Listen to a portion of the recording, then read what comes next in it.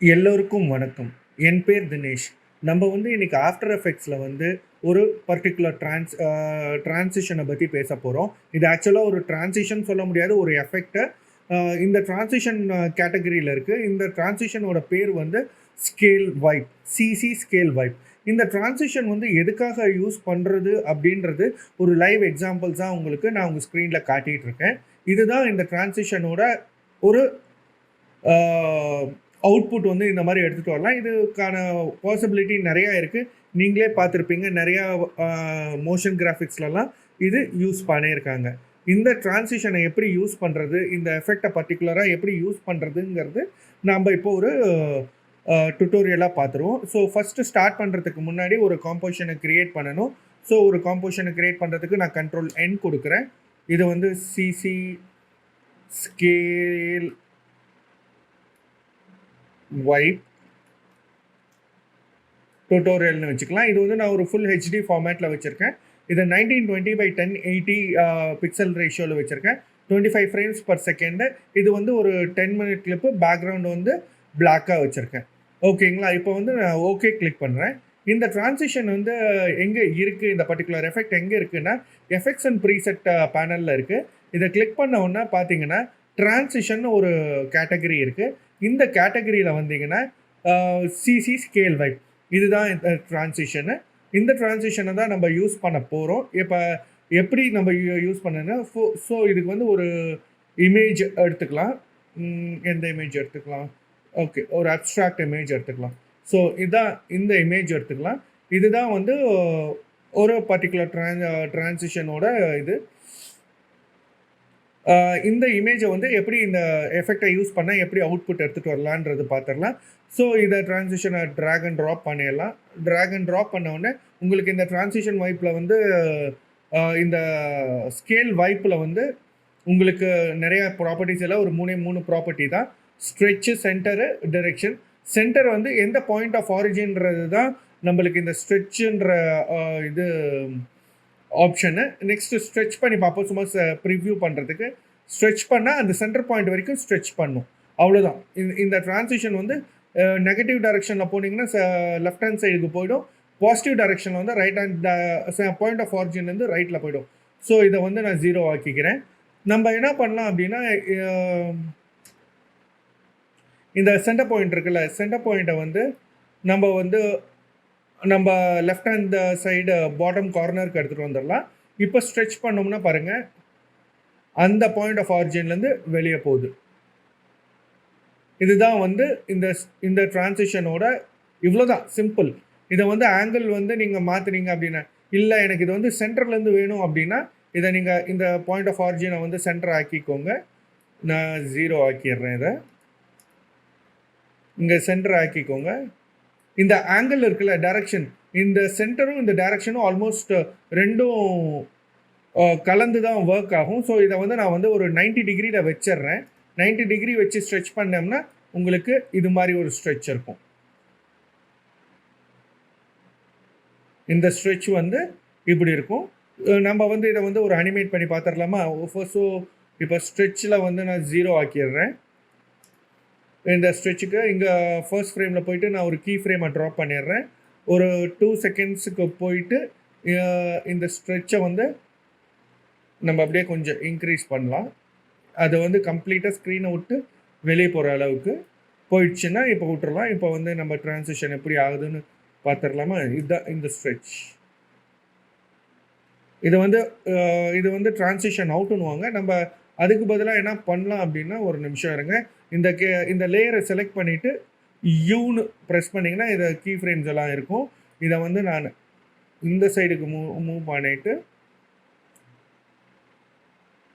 இது வந்து ஃபர்ஸ்ட் ஃப்ரேமும், இதை வந்து நான் அப்படியே அந்த கீ ஃப்ரேம்ஸை அப்படியே ரிவர்ஸில் எடுத்துகிட்டு வந்தேன். இதுதான் இந்த ஸ்ட்ரெச்சோட யூஸ்.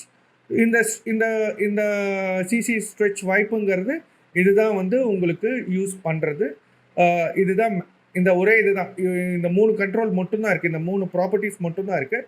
சரி, இதை வந்து நம்ம டெக்ஸ்ட் லேயருக்கு பண்ணலாம்.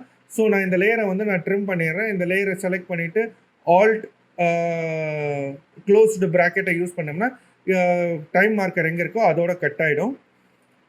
நெக்ஸ்ட்டு வந்து இப்போ வந்து ஒரு டெக்ஸ்ட்டை யூஸ் பண்ணிக்கலாம். டெக்ஸ்ட் வந்து என்ன பண்ணலாம் அப்படின்னா, ஆஃப்டர் எஃபெக்ட்ஸ் அப்படின்னு போட்டுடலாம். இது சென்டரில் கொஞ்சம் பண்ணிட்டோம்னா, இப்போ அதே ப்ராப்பர்ட்டியை வந்து இதில் யூஸ் பண்ணலாம். CC scale vibe. நான் இப்போ இந்த யூஸ் பண்ணிட்டு இருக்க டூல் பேர் வந்து எஃபெக்ட்ஸ் கன்சோல். இது வந்து நான் ஒவ்வொரு வாட்டியும் போய் ட்ராக் பண்ணி ட்ராப் பண்ணுறதுக்கு வந்து எனக்கு கஷ்டமாக இருக்கும். எந்த ட்ரான்சிஷன் யூஸ் பண்ணணுமோ அதோட பேர், எந்த எஃபெக்டை யூஸ் பண்ணணுமோ அதோட பேர் எனக்கு தெரியறதுனால சும்மா ஜஸ்ட் டைப் பண்ணாலே அந்த அந்த ப்ராப்பர்ட்டி அந்த எஃபெக்டோ ட்ரான்சிஷனோ வந்துடும். நான் இதை அப்படியே என்டர் ஆயிடுச்சுன்னா இந்த ட்ரான்சிஷன் அப்ளை பண்ணிடும். இந்த இந்த டூல் வந்து ஒரு ஃப்ரீ பிளக்இன்னு. நீங்கள் வந்து வீடியோ கோபைலட்னு ஒரு கம்பெனி தான் கொடுத்துருக்கு. இது ரொம்ப யூஸ்ஃபுல்லாக இருக்கும். உங்களோட ஒர்க் ஃப்ளோவை வந்து கொஞ்சம் ஃபாஸ்ட்டாக இருக்கும். நம்ம இதை வந்து அதே மாதிரி இப்போ சென்டர் பாயிண்ட்டை வந்து நம்ம இங்கே இந்த இடத்துல வச்சுக்கலாம். இப்போ ஸ்ட்ரெச் பண்ணி பார்த்துடலாம். ஆங்கிள் நான் மாற்றலை. ஆங்கிளை வந்து நான் வந்து திருப்பி 90 டிகிரிக்கு மூவ் பண்ணிக்கிறேன். அப்படி பார்த்தோம்னா இப்போ இதுதான் இந்த ஸ்ட்ரெச்சு. இந்த இடத்துல ஃப்ரேம் வந்து இங்கே ஒரு கீ ஃப்ரேமை ட்ராப் பண்ணிக்கலாம். ஒரு 4 செகண்ட்ஸ்க்கு போயிட்டு இதை வந்து திருப்பி 0 ஆக்கிட்டோம்னா ஸ்ட்ரெச் ஆகிடும்.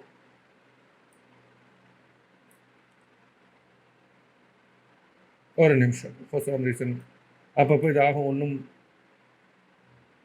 ஆஃப்டர் எஃபெக்ட்ஸ் இது வந்து நீங்கள் டைட்டில் டைப்போகிராஃபி இதுக்கெல்லாம் வந்து இது ரொம்ப யூஸ்ஃபுல்லாக இருக்கணும். நெக்ஸ்ட்டு வந்து ஒரு பிஎன்ஜி ஃபைல் வச்சுருக்கேன்.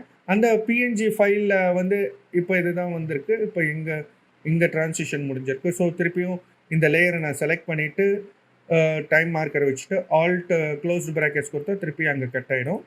நெக்ஸ்ட்டு வந்து அந்த பிஎன்ஜி ஃபைல், இதுக்காக ஒரு பிஎன்ஜி ஃபைல் எடுத்துகிட்டு வந்திருக்கேன். இதை வந்து ட்ராப் பண்ணுறேன்.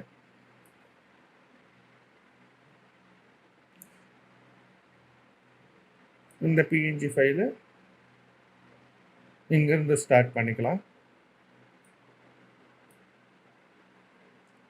இன்னும் ஒரு ஃப்ரேம் ஆஃப்செட் பண்ணிக்கலாம்.